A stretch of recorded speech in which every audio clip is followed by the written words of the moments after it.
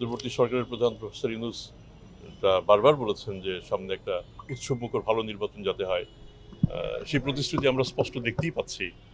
আর যদিও এই নির্বাচন আলাপ দুদকের বিষয়বস্তু না, তারপরে নাগরিক হিসেবে আমরা অন্তত দেখতে পাচ্ছি যে নির্বাচনের প্রস্তুতিও সরকার গ্রহণ করছে।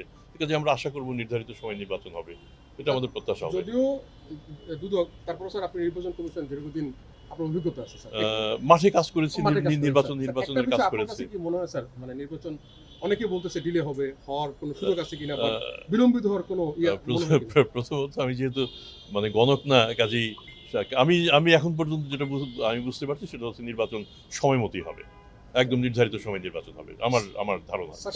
সেক্ষেত্রে একটা প্রশ্ন হচ্ছে স্যার, যদি নির্বাচন সময় মতো হয় বা নির্বাচন যদি হয় তখন হবে স্যার, আমরা দেখি নির্বাচনে কালো টাকার একটা সরাসরি থাকে সবসময়।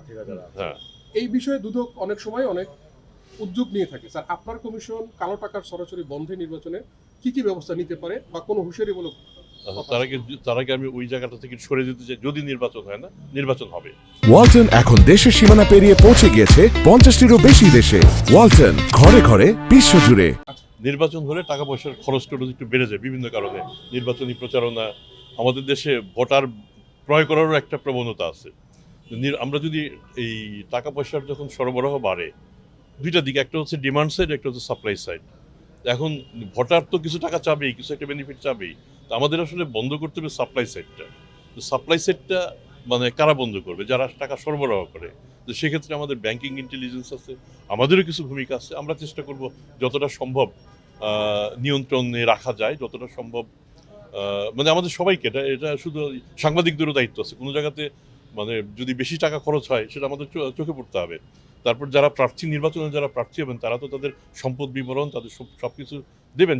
যদি তারপরেও যদি মনে করেন তারা কিছু লুকোচ্ছে, তাহলে সেটা অভিযোগ আকারে দুদককে দেবেন, দুদক কাজ করবে।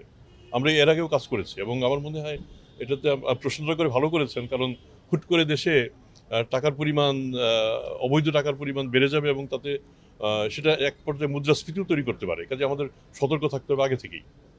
সেক্ষেত্রে দুদক কি আগে থেকে মাঠে কোনো কাজ করবে কিনা কালো টাকা সরাসরি, এবং যারা প্রার্থী হবেন তাদের ব্যাপারে কি স্যার আপনারা নজরদারি রাখবেন কিনা? প্রথমত দুদকের সীমাবদ্ধতা আমাদের সবাইকে মনে রাখতে হবে। এই সীমাবদ্ধতার মধ্যেও আমাদের পক্ষে যতটা সম্ভব আমরা লক্ষ্য রাখবো।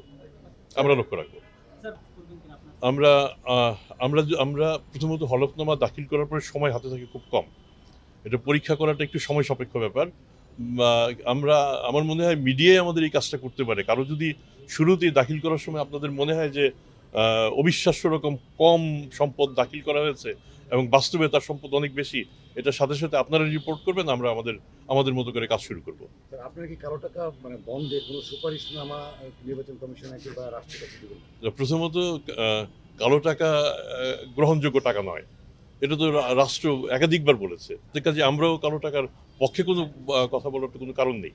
আমরাও চাবো যে কালো টাকার ব্যবহার এবং কালো টাকার প্রচার যেন না থাকে, সেটি আমরা চাবো।